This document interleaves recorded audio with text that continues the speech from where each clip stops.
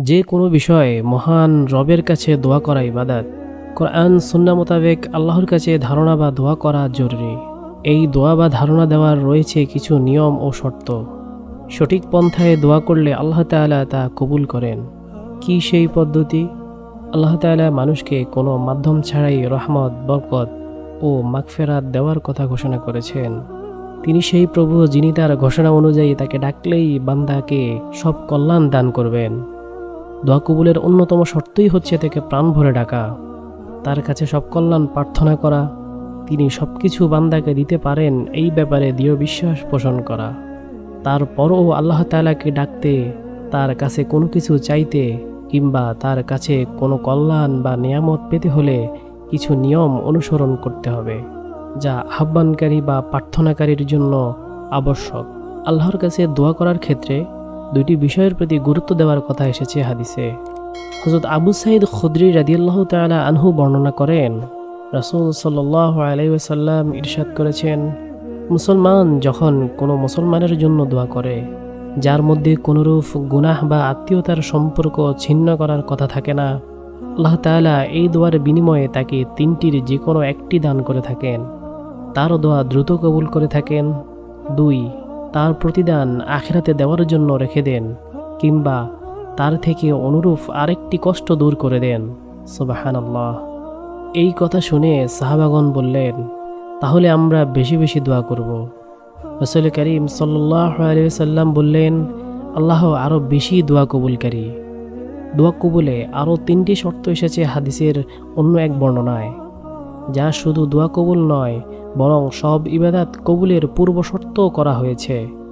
1, দোয়াকারী খাদ্য, পানীয় ও পোশাক পবিত্র হতে হবে। 2, দোয়া কবুল হওয়ার জন্য ব্যস্ত না হওয়া। 3, দোয়ার সময় উদাসীন বা বেখেয়াল না হওয়া এবং দোয়া কবুলের ব্যাপারে দৃঢ় আশাবাদী হওয়া।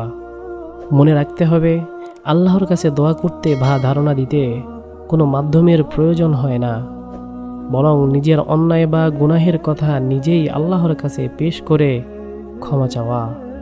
যে ব্যক্তি ক্ষমার মানসিকতা নিয়ে আল্লাহকে ডাকবে, তিনিও তাকে ক্ষমা করে তার রহমত দ্বারা প্রয়োজনগুলো পূরণ করে দিবেন। এমনটি মহান আল্লাহ তাআলার ঘোষণা।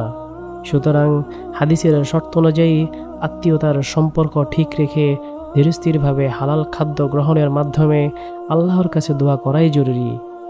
তবেই মানুষের যে কোনো দোয়াই মহান রব্বুল আলামিন কবুল করে নেবেন। হযরত আনাস রাদিয়াল্লাহু তাআলা বলেন, আমি রাসূল করিম সাল্লাল্লাহু আলাইহি ওয়াসাল্লামকে বলতে শুনেছি যে মহান আল্লাহ বলেন, হে আদম সন্তান, তুমি যতদিন পর্যন্ত আমার কাছে দোয়া করতে থাকবে এবং ক্ষমা প্রার্থনা করতে থাকবে, আমি ততদিন তোমার গুনাহ মাফ করতে থাকব। তুমি যাই করে থাকো, আমি সেদিকে ভ্রুক্ষেপ করব না। হে আদম সন্তান, তোমার গুনাহ যদি আকাশের উচ্চতা পর্যন্ত পৌঁছে যায়, অতঃপর তুমি আমার কাছে ক্ষমা চাও, তবু আমি তোমাকে ক্ষমা করব, আমি সেদিকে ভ্রুক্ষেপ করব না।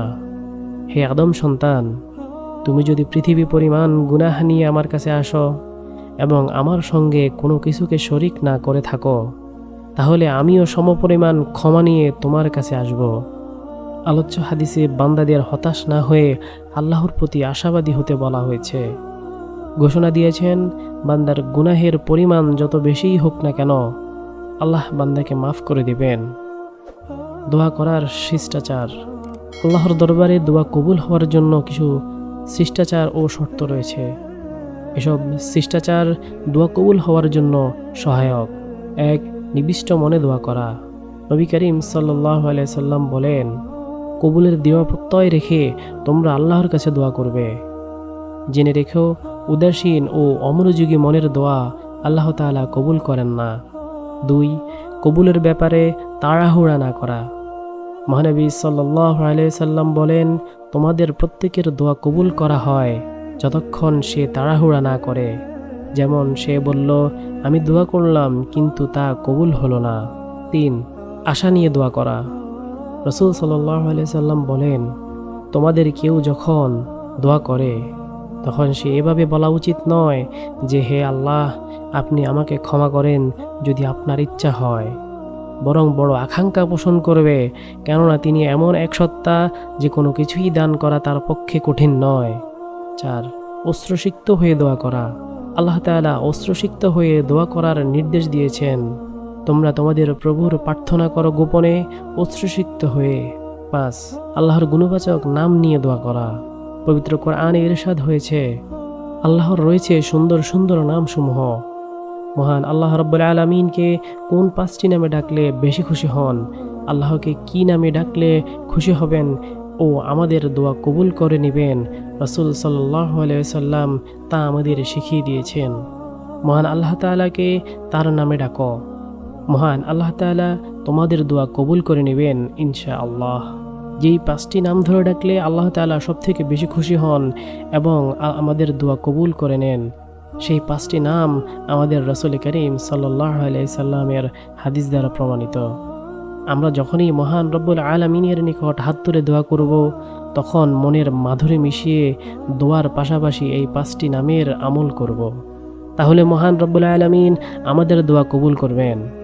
আমরা ওসিলা হিসাবে মহান রব্বুল আলামিনের কাছে তার 5টি নাম ধরে আমল করে দোয়া করব এবং এইভাবে আমরা এই নামগুলোর বদৌলতে আল্লাহর কাছে চাইব। মহানবী হযরত মুহাম্মদ সাল্লাল্লাহু আলাইহি সাল্লাম বলেছেন, 2টি আয়াতের ভিতরে এমন 5টি নাম রয়েছে যা মহান রব্বুল আলামিনের সেরা নাম, যে 5টি নামে ডাকলে মহান রব্বুল আলামিন আমাদের দোয়া কবুল করবেন। সেই 5টি সিফাতি নাম হলো ইয়া আল্লাহ, ইয়া রহমান, ইয়া রহিম, ইয়া হাইয়ু, ইয়া কাইয়ুম। আমরা মহান রব্বুল আলামিনের কাছে দোয়ার পাশাপাশি এই 5টি নামের আমল করব। মহান রব্বুল আলামিন আমাদের দোয়া কবুল করে নেবেন ইনশাআল্লাহ। মনে রাখবেন, মুমিনের কোনো দোয়া বিফল নয়। রাসূল সাল্লাল্লাহু আলাইহি সাল্লাম বলেন, কোনো মুসলমান যখন কোনো দোয়া করে, যাতে কোনো গুনাহের কাজ অথবা আত্মীয়তার বন্ধন ছেদের কথা নেই, নিশ্চয়ই আল্লাহ তাআলা তাকে এই 3টির যে কোনো একটি দান করবেন। হয়তো তাকে পার্থিব বস্তু দুনিয়াতে দান করবেন, বা তার আখিরাতের জন্য জমা রাখবেন, অথবা তার অনুরূপ কোনো অমঙ্গলকে তার থেকে দূরে রাখবেন। আল্লাহ তাআলা মুসলিম উম্মাহকে কোরআনের ঘোষণা অনুযায়ী ও হাদিসের উপর আমল সাপেক্ষে আল্লাহর কাছে যথাযথ ধারণা দেওয়ার মাধ্যমে নিজেদের প্রয়োজন পূরণে দোয়া করার তৌফিক দান করুক। আমিন।